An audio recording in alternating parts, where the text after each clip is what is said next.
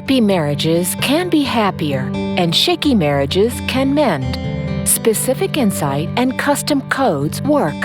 Fix love now. It's the Marriage Code Podcast. All right, welcome back to the show. We've got Obie and Belinda Ndu here, ladies and gentlemen, and we've got two friends with us here today to join us in this conversation. We got Craig. Yep, y'all know me, I guess, right? Yeah, that's right. You've heard my voice, I'm sure, before. Yeah. And we've got Kisa, that's Lisa with a K. Yeah. Right? All right. Okay. So, if you guys remember our last show, my wife talked about healing. And that was what we kind of left the conversation off about a marriage. One of the main purposes of a marriage is for two, let me say it in a very loose way, two broken people to come together and get healed. That's right. From each other, yes. By each other. Yes. But what we've seen in this world today is that the divorce rate is skyrocketing. Yeah. And last time I checked, it was well over 50%. Yeah. And so obviously there's not a lot of healing going on. Right. So I think people, rather than healing, are actually causing more damage is a good word, right? They're giving them more reasons to need healing. Right. As opposed to healing. Yeah. And so we all know that part. We're clear on that part. Yeah. So, but what does the healing look like? Right? Because people are hearing this. Everybody knows when you say heal, what that means, get better. But what does that look like in a marriage? Since we know what the other side of marriage is and non-healing, what would you guys say? Well, interesting enough, I think that the temperature of this conversation and the timing of it is just impeccable. Simply because our entire society is focusing more on marriages and family. I mean, Target is actually making family pajamas now. I mean, it's a trend. And so everyone that goes to social media, they go to Instagram and they see all these beautiful faces, of couples that booed up. Everybody got somebody nowadays. If you're not, then you're the outcast. When a few years ago it was the other way around. It was popular to be single. Yeah. But now healthy, happy families and relationships are trending. But the interesting thing about it is that so many people are actually trying it, and a lot of them aren't getting it right. But here's the crazy thing about it. They want it. They want the real thing. Not everybody wants to continue to be superficial. People are really looking for what's real, which inspired the book that our last book, Outserve Your Spouse. I think it's a tremendous bestseller, folks. Yes, Bestseller. yes. Number one, too. Wow. Yeah. Thank you. Thank you for that. It's a tremendous catalyst to usher into that healing process. Because so often we go into relationships and we're thinking, let's see what he can do. Oh, well, he got this. Oh, she can do this. Oh, what can she do for me? And our approach, the difference in how we approach marriage and relationships, is what else can I do for you? Our challenge in our relationship is how can we serve each other more? Outserve. So we created the whole trend, outserve your spouse. Wow. And of course we got that from the master teacher, which we'll get into that a little bit later. But it's the timing for this whole trend is right now. And it's so appropriate right now, so apropos. So healing and wanting to be healed is a huge opportunity for marriages to get in a space to where they need to be to have healthy children, as a result, healthy community. And I know that sounds cliche-ish, but it is so real. It starts with us. We're the first domino. Family is the first domino. Wow. So it sounds to me like that what I'm hearing is that this is exactly what is needed right now. I guess too many people have been damaged, as we said earlier, so much and in different relationships.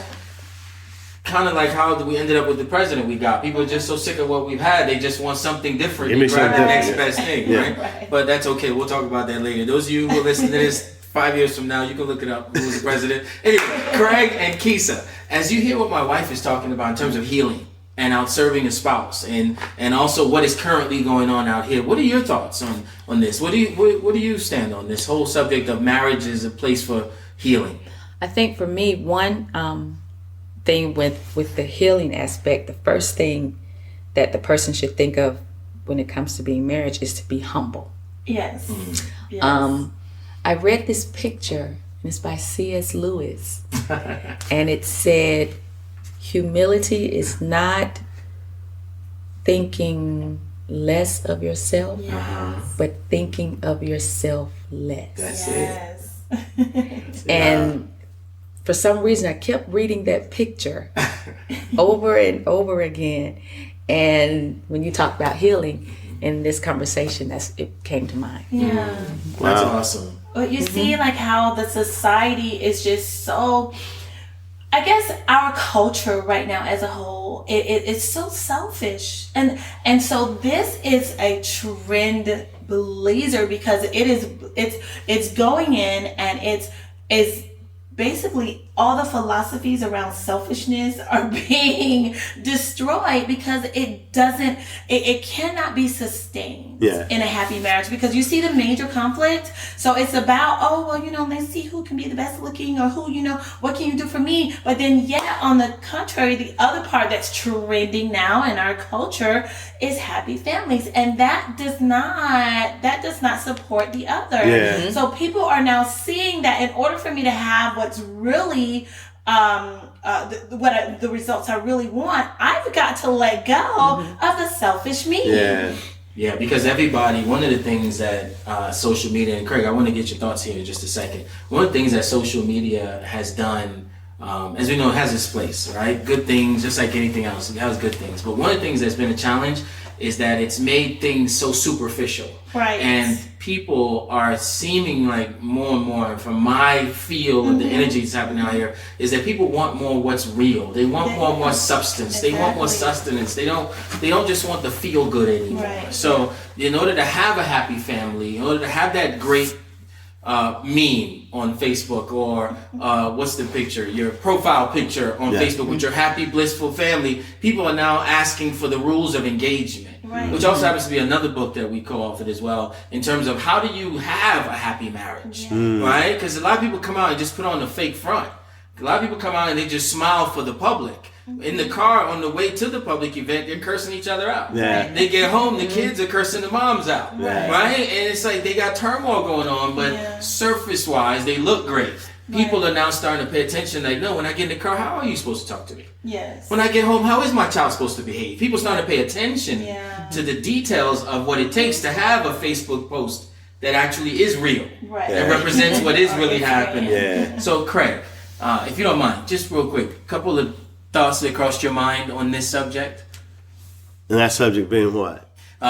Healing and happy marriages. Yeah, I'm messing with you. Healing and happy marriages. Wow. When you put the word healing and healthy in the mix, that's totally different than what we've experienced, like you said before.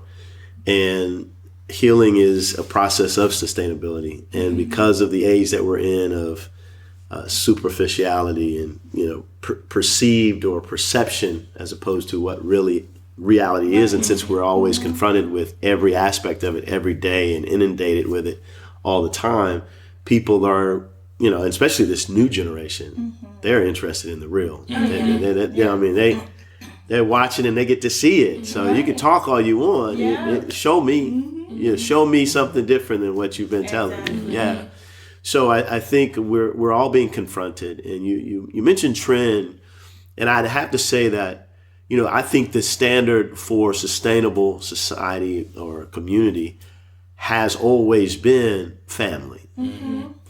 And we've gotten away from what that looks like, as far as really what it looks like.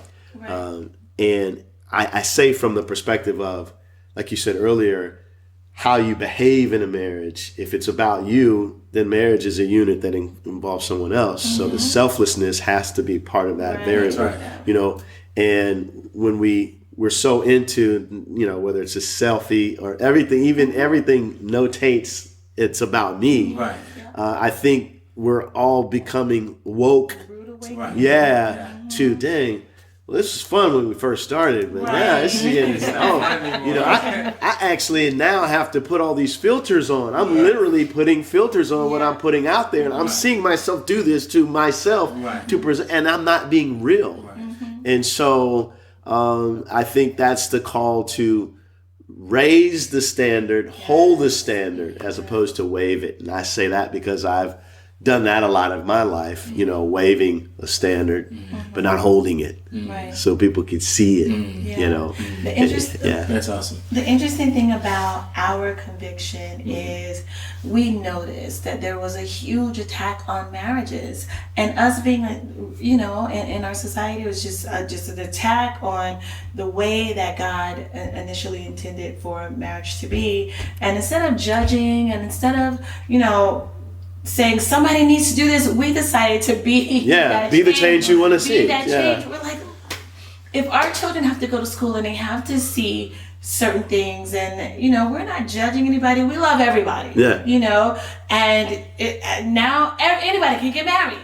I mean, hey, okay, we get it. We got it. But what do we want our children to see? Yeah. What do we want them to grow up knowing is the traditional marriage institution? What was the traditional institution meant to be? And so that inspired us enough to just not just talk about somebody moving in that direction, but that's what really inspired us to move in that direction ourselves. And it took work. Like we literally had to work on ourselves in order to be what we're speaking about, right? In order to go from waving to holding. As Craig just exactly. I love that analogy because I think it speaks to character.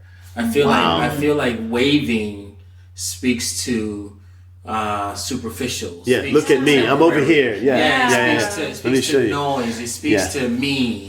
But standing and holding speaks to what I'm holding because it's no longer about me. You gotta look at what I'm holding. You gotta look at how I'm showing up. So there's definitely something to that. The centering. We talked about that in an earlier conversation. What you all were talking about as far as what you were building. It's not. I mean, the world can choose what they want that to look like. It still has to be centered on something for it to sustain. That's right. So if it looks like this, then we're still wanting a sustainable relationship called marriage. So that's. So what is the center that's going to bring that sustainability? And it's funny, Craig, it's interesting that you say this, right? So the other day, because my wife and I have 6 kids, right? So my world and daily experience goes from entrepreneur to daddy daycare and everything in between in the same 1 hour, right? But check this out. So I'm knocking out business calls for the company in Florida. My wife is in Florida, it's in person. Daddy daycare is in full effect. And I'm listening to what's happening in the background, and they were teaching colors, right? I put on the TV show for the kids because my little ones I needed to distract them, and I wanted to stay married. I didn't want my wife yelling at me because I put something on that was inappropriate, right? So I put on the kids stuff. Honey, you proud? I'm proud. Thank you. Okay, she didn't know that. But here's my point, though. They're talking about colors, and the lady was saying, what are the 2 colors that make orange? It's green and yellow. Green and yellow makes orange. And it's interesting that you guys bring this up about this core. What is the standard?